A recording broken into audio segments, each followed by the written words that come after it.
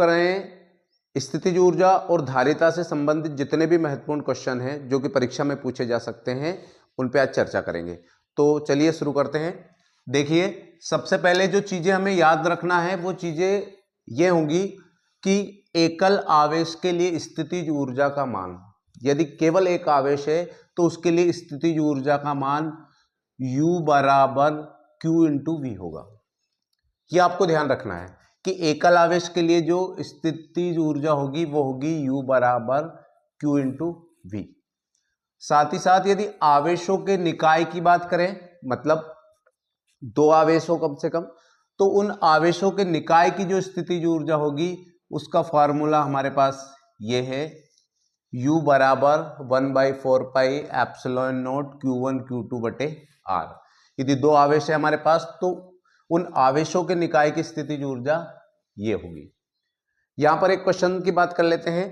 Question है हमारे पास, दो आवेश 7 माइक्रोकुलाम तथा -2 माइक्रोकुलाम जो क्रम से -9 सेंटीमीटर 00 तथा 9 सेंटीमीटर 00 पर स्थित है कि स्थिर वैद्युत स्थितिज ऊर्जा ज्ञात कीजिए। यहां पर कोई दूसरा बाह्य विद्युत क्षेत्र उपस्थित नहीं है, तो हम इसको सॉल्व करते हैं। तो जैसे कि हम लोग मानते हैं कि ये 0 हो गया, अब प्लस है तो ये 0 से इस तरफ यानी 900 पोजीशन हो गई, इसकी 900 पोजीशन हो गई, और ये -x पे है तो -900 पोजीशन हो गई। यहां इस पॉइंट से, ये मूल बिंदु से 9 प्लस इस तरफ हो गए, 9 माइनस इस तरफ हो गए। तो यहां पे वो कह रहा है कि एक आवेश रखा हुआ है जो कि -9 पे जो आवेश रखा है वो 7 माइक्रोकुलाम है, तो ये हो गया आपका 7 माइक्रोकुलाम। और यहां पर जो प्लस पे आवेश रखा हुआ है यानी x के प्लस पे जो आवेश रखा है वो है -2 माइक्रोकुलाम। तो हमें निकालना है कि स्थिर विद्युत स्थितिज ऊर्जा ज्ञात कीजिए, कितनी विद्युत स्थितिज ऊर्जा होगी। तो यहां पर ऊर्जा के फार्मूले से निकालेंगे हम। सबसे पहले तो हम लिख लेंगे, दिया है, क्या चीजें दी है हमें, Q1 दिया है, Q1 का मान है हमारे पास 7 माइक्रोकुलाम, Q2 दिया है, Q2 का मान है हमारे पास -2 माइक्रोकुलाम। और यदि हम डिस्टेंस की बात करें, दूरी, दोनों के बीच की दूरी की बात करें, तो यहां से यहां तक की दूरी 9 और यहां से यहां तक की दूरी 9, तो कुल मिला के ये जो डिस्टेंस हो गई वो 9 और 9 हो गई हमारे पास 18 सेंटीमीटर। अब फार्मूले में मान रख देते हैं हम स्थितिज ऊर्जा वाले फार्मूले में। तो स्थितिज ऊर्जा U बराबर 1/4 pi epsilon not Q1 Q2 बटे R। यहां से U का मान निकाल लेंगे, इसकी वैल्यू हमें पता है, इसकी न्यूमेरिकल वैल्यू 9 × 10⁹ होती है। Q1 का मान रखेंगे तो Q1 का मान है हमारे पास 7 माइक्रोकुलाम, तो माइक्रो को 10⁻⁻6 लिखेंगे, और ये Q2 का मान हो जाएगा हमारे पास -2 × 10⁻⁻6। और यहां पे जो डिस्टेंस है यानी R जो है, R की वैल्यू है 18 सेंटीमीटर। चूंकि जो मात्रक होता है वो मीटर में होता है, इसलिए 18 सेंटीमीटर को हम लिखेंगे 18/100 मीटर। अब मीटर में कन्वर्ट हो गया। यहां से देख लीजिए, आप सॉल्व कर लीजिए, 9 दूनी 18 हो गया ये, तो U का मान हो जाएगा, पावर देख लेते हैं, यहां बचा हमारे पास 7, पावर बची 9 प्लस का, और ये -6 और -6 तो हो गए -12, यानी बचा 10 की पावर 12 - 9 यानी 10 की पावर -3। यहां से ये ऊपर चला जाएगा तो ये हो जाएगा 10 की पावर 2, जो 100 है ऊपर चला जाएगा तो 10 की पावर 2 हो जाएगी। तो U की वैल्यू निकल के आई हमारे पास 7 × 10 की पावर -1, तो ये हो जाएगा आपके पास 0.7 जूल, यानी U का मान निकला आपके पास, U बराबर आया 0.7 जूल। कि इन दोनों आवेशों को एक दूसरे से अनंत दूरी तक ले जाने में कितना कार्य करना पड़ेगा। तो कार्य के लिए हम लिखेंगे आपकी पोटेंशियल एनर्जी कितनी है, मतलब स्थितिज ऊर्जा कितनी है, और अनंत पे ले जाने में ऊर्जा कितनी बचेगी। तो यहाँ पे हो जाएगा U2 माइनस U1, मतलब U2 यानी अनंत पे ले जाने में कितनी ऊर्जा, क्योंकि अनंत पे जो ऊर्जा है उसको हम 0 मानते हैं। फिर माइनस U1 मतलब ये वाली एनर्जी स्थितिज ऊर्जा, तो यहां से वैल्यू जो आई थी ये माइनस की वैल्यू है, तो ये जो वैल्यू होगी माइनस 0.7। तो जब इसको सॉल्व करेंगे तो 0.7 जूल, यानी आपको इतना कार्य करना पड़ेगा। 0.7 पॉइंट लिखे हुए हैं जो कि परीक्षा के दृष्टिकोण से बहुत ही महत्वपूर्ण है। जैसा कि लिखा हुआ है, चालक के भीतर स्थिर विद्युत क्षेत्र शून्य होता है, यानी खालिस्तान या सत्य असत्य में इस टाइप के क्वेश्चन पूछे जा सकते हैं। तो ये जो भी पॉइंट है इनको इग्नोर ना करें। जैसा चालक के भीतर स्थिर विद्युत क्षेत्र शून्य होता है, इसको अच्छे से ठीक से याद कर लें। आवेशित चालक के पृष्ठ के प्रत्येक बिंदु पर स्थिर विद्युत क्षेत्र अभिलंबित होता है। साथ ही चालक के भीतर कोई नेट आवेश नहीं होता, चालक के भीतर कोई आवेश नहीं होता। फिर चालक के समस्त आयतन में स्थिर विद्युत विभव नियत होता है। अगला है, कोटर के भीतर विद्युत क्षेत्र सदैव ही शून्य होता है, इसे स्थिर विद्युत परिरक्षण कहते हैं। ये बहुत ही इंपॉर्टेंट है, स्थिर विद्युत परिरक्षण, एक बार एग्जाम में भी पूछा गया था। तो कोटर के अंदर मतलब कोई सी भी ऐसी कोटर है, उसके अंदर जो स्थिर विद्युत क्षेत्र है, इसके ऊपर कितना भी विद्युत क्षेत्र भले हो, परंतु जो कोटर होता है वो विद्युत क्षेत्र से सदैव ही परिरक्षित होता है। इस घटना को ही बोलते हैं स्थिर विद्युत परिरक्षण। इससे रिलेटेड भी क्वेश्चन पूछे जा सकते हैं। हमारा धारिता, तो धारिता क्या होती है कि किसी चालक को जितना आवेश दिया जाता है उसके विभव में उतनी अधिक वृद्धि होती है। मतलब जो आवेश है वो विभव के समानुपाती होगा। यदि यहां से इसको हम देखें तो जो हम कह सकते हैं कि जो आवेश होता है वो विभव के समानुपाती होता है, यानी जितना अधिक आवेश दिया जाएगा उस चालक का विभव में उतनी अधिक वृद्धि होगी। तो यहां से इस कांस्टेंट, इसको साइन को हटाने के लिए कांस्टेंट लेंगे, Q बराबर हमने लिया CV। तो जो C है वो है धारिता। अब धारिता के लिए हम निकाल लेंगे तो C बराबर हो जाएगा Q/V। अब यदि आपको धारिता की डेफिनेशन चाहिए या यहां से आपको इसका मात्रक चाहिए तो Q का मात्रक हो गया कूलाम और V का मात्रक हो गया वोल्ट। तो इसको हम लिखेंगे कूलाम पर वोल्ट, ये जिसको बोलते हैं फैराड। साथ ही साथ विमी सूत्र निकालना, तो C की डेफिनेशन लिख सकते हैं, यानी धारिता की डेफिनेशन लिख सकते हैं। तो हम लिख सकते हैं कि यदि V बराबर 1 वोल्ट हो, हम लिखेंगे V बराबर 1, तो इसी फार्मूले में मान रखेंगे तो C बराबर हो जाएगा Q, क्योंकि V का मान रख दिया हमने 1। तो जो डेफिनेशन बनी वो डेफिनेशन बनेगी हमारी कि किसी चालक की धारिता आवेश की वह मात्रा है जो उस चालक के विभव में एकांक वृद्धि कर दे। यानी V का मान 1 हो गया तो हम लिख सकते हैं किसी चालक की धारिता C आवेश की वह मात्रा है जो उस चालक के विभव में एकांक वृद्धि कर दे। गोलीय चालक की धारिता, गोलीय चालक की धारिता जैसा धारिता का फार्मूला है C बराबर Q/V, तो Q आवेश और V विभव। क्योंकि जो गोलीय चालक है उसका विभव होगा 1/4 pi epsilon not K Q/R, K यानी परावैद्युत माध्यम। तो यहां से हम देखेंगे Q से Q कैंसिल हो जाएगा और 4 pi epsilon not K R ऊपर चले जाएंगे। यदि K की वैल्यू 1 हो, मतलब वायु या निर्वात के लिए K का मान 1 होता है, तो K बराबर 1 हो गया तो C की वैल्यू जो हो गई C बराबर 4 पाई एप्सिलॉन नॉट R। इसका मतलब यह है कि C जो है वो R के समानुपाती होगा। इसका मतलब यह है कि किसी चालक की त्रिज्या जितनी अधिक होगी उसकी धारिता भी उतनी अधिक होगी। तो संधारित्र वह युक्ति है जिसमें किसी चालक के आकार या आयतन में परिवर्तन किए बिना उसकी धारिता को बढ़ा सकता है। यानी आकार या आयतन बदले बगैर उसकी धारिता उससे बढ़ जाएगी। दूसरा, ये विद्युत ऊर्जा या आवेश संचित करने का साधन है। ये बात ध्यान रखना, इस टाइप के बहुत छोटे छोटे क्वेश्चन बनेंगे।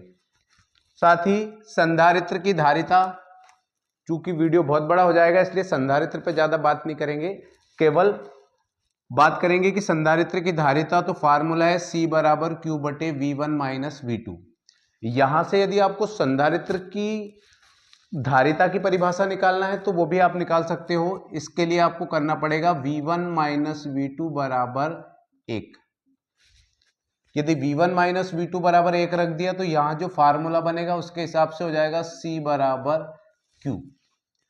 तो जो डेफिनेशन बनी वो डेफिनेशन बनी, किसी संधारित्र की धारिता C आवेश की वह मात्रा है जो एक प्लेट को देने पर उन दोनों प्लेटों के बीच में एकांक विभवांतर उत्पन्न हो जाए, उसे उस चालक की या संधारित्र की धारिता कहते हैं।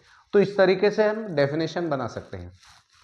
साथ ही संधारित्र का सिद्धांत क्या है, संधारित्र कैसे काम करता है, तो वो कैसे काम करता है, किसी आवेशित चालक के पास अनावेशित चालक लाने से, यानी एक चालक है जिस पर आवेश है, इसके पास एक दूसरा आप चालक लेके आए तो प्रेरण के द्वारा इस पे माइनस और इस पे प्लस चार्ज आ जाता है। तो वो कह रहा है कि किसी आवेशित चालक के पास अनावेशित चालक लाने से आवेशित चालक के विभव में कमी होती है, कमी हो जाती है, तथा C बराबर Q बटे V के अनुसार, यानी विभव में कमी होगी तो V जो है वो C के व्युत्क्रमानुपाती है, यानी V का मान कम होगा तो C का मान बढ़ जाएगा। तो C बराबर Q बटे V के अनुसार उसकी धारिता बढ़ जाती है। तो संधारित्र जो है इसी सिद्धांत पर काम करता है। का प्रश्न बनता है और वो है समांतर प्लेट संधारित्र की धारिता किन कारकों पर निर्भर करती है। तो इसका डेरिवेशन का वीडियो भी है हमारे, परंतु मैं यहाँ पे केवल धारिता किन कारकों द्वारा प्रभावित होती है उसकी बात करेंगे। तो धारिता C बराबर, C जो है वो K के समानुपाती होता है। मतलब जो परावैद्युतांक माध्यम यदि भरा जाएगा तो उसकी धारिता भी बढ़ेगी। यदि वायु या निर्वात में होगा तो धारिता कम होगी, और यदि कोई परावैद्युत पदार्थ जैसे कांच, मोम, अभ्रक ऐसे कुछ भर दिया तो उसकी धारिता बढ़ जाएगी। जैसा कि आपने देखा होगा, अक्सर जो कंडेंसर होते हैं उनके अंदर कागज, मोम वगैरह कुछ भर देते हैं, जिसके कारण उसकी धारिता बढ़ जाती है। यानी धारिता जो होगी वो परावैद्युतांक के समानुपाती होगी। साथ ही याद रखना है आपको कि जो धातु है, धातु के लिए K का मान अनंत होता है, यह ध्यान रखना है। यदि दोनों यानी संधारित्र की दोनों प्लेटों के बीच में यदि कोई धातु भर दी जाएगी तो परावैद्युतांक का मान अनंत हो जाएगा और उसकी धारिता भी फिर अनंत हो जाएगी। तो यह ध्यान रखना है। यदि ऐसे क्वेश्चन पूछे जाए कि यदि प्लेटों के बीच में कोई धातु भर दी जाती है या K परावैद्युतांक के माध्यम की अपेक्षा उसमें धातु भर दी गई है तो धारिता पर क्या प्रभाव पड़ेगा, क्योंकि धातु के लिए परावैद्युतांक का मान अनंत होता है, इसलिए यदि धातु को उस प्लेटों के बीच में भर देंगे तो उसकी धारिता भी अनंत हो जाएगी। साथ ही बात करते हैं, C जो है वो A पे डिपेंड करता है। C जो है वो A के समानुपाती होता है। मतलब समांतर प्लेट संधारित्र की प्लेटों का क्षेत्रफल जितना अधिक होगा, यानी क्षेत्रफल अधिक होगा, यानी इन प्लेटों का क्षेत्रफल A अधिक हुआ तो धारिता भी अधिक होगी। दूसरा डिपेंड करता है, C जो है वो D के व्युत्क्रमानुपाती होता है। D मतलब दोनों प्लेटों के बीच की दूरी। तो यहां से देखते हैं कि यदि दोनों प्लेटों के बीच की दूरी D ज्यादा है तो धारिता कम होगी, इसलिए यहां पे क्या होगा कि बीच की दूरी कम होगी तो धारिता का मान बढ़ेगा। तो इस तरीके से जो समांतर प्लेट संधारित्र की धारिता है वो निम्नलिखित कारकों पर निर्भर करती है। नंबर 1, K परावैद्युतांक के माध्यम पर, यदि वायु के स्थान पर कोई k परावैद्युतांक का माध्यम भरा जाएगा तो उसकी धारिता k गुना बढ़ जाएगी। परंतु ध्यान रखना है, यदि धातु को भरा है तो उसका मान अनंत होता है, तो इसकी धारिता भी अनंत हो जाएगी। साथ ही साथ जो धारिता C है वो A पर डिपेंड करती है, यानी क्षेत्रफल पर निर्भर करती है, प्लेटों के क्षेत्रफल पर। यदि प्लेटों का क्षेत्रफल अधिक होगा तो धारिता का मान भी अधिक होगा। साथ ही साथ ये डिपेंड करती है दोनों प्लेटों के बीच की दूरी पर। दोनों प्लेटों के बीच की दूरी D यदि कम होगी तो धारिता का मान भी अधिक होगा। तो ये चीजें हमें याद रखना है। संधारित्रों का संयोजन करने की दो मेथड, श्रेणी क्रम संयोजन, जिसके अंतर्गत हम इस तरीके से जोड़ते हैं, और जो धारिता होती है वो आएगी आपकी 1/c बराबर 1/c1 plus 1/c2 plus 1/c3। अब कभी कभी ये क्वेश्चन पूछा जा सकता है कि संधारित्रों को श्रेणी क्रम में कब जोड़ना चाहिए। तो संधारित्रों को श्रेणी क्रम में उस समय जोड़ना चाहिए कि जब उच्च विभव को कई संधारित्रों में विभाजित किया जाए। उच्च विभव को अनेक संधारित्रों में विभाजित करना हो। यानी श्रेणी क्रम में कब जोड़ा जाता है, जबकि उच्च विभव को अनेक संधारित्रों में विभाजित करना होता है, उस समय जो संधारित्र होते हैं उन्हें श्रेणी क्रम में जोड़ा जाता है। साथ ही साथ समांतर या पार्श्व क्रम संयोजन, इसके अंदर हम देखेंगे कि ये पार्श्व क्रम में जुड़े हुए हैं और जो तुल्य धारिता C बराबर प्राप्त हुआ C1 plus C2 plus C3।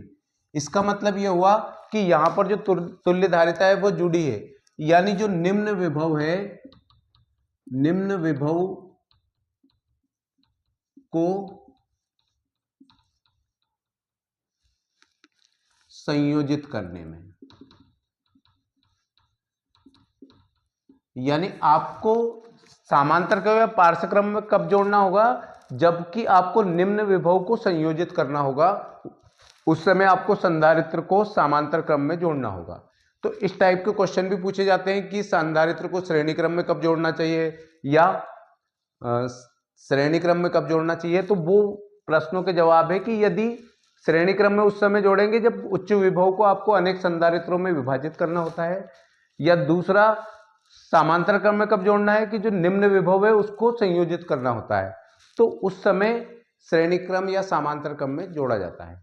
वो आवेशित चालक की ऊर्जा है। आवेशित चालक की ऊर्जा, तो किसी चालक को आवेशित करने में किए गए कार्य को उस चालक की स्थितिज ऊर्जा कहते हैं।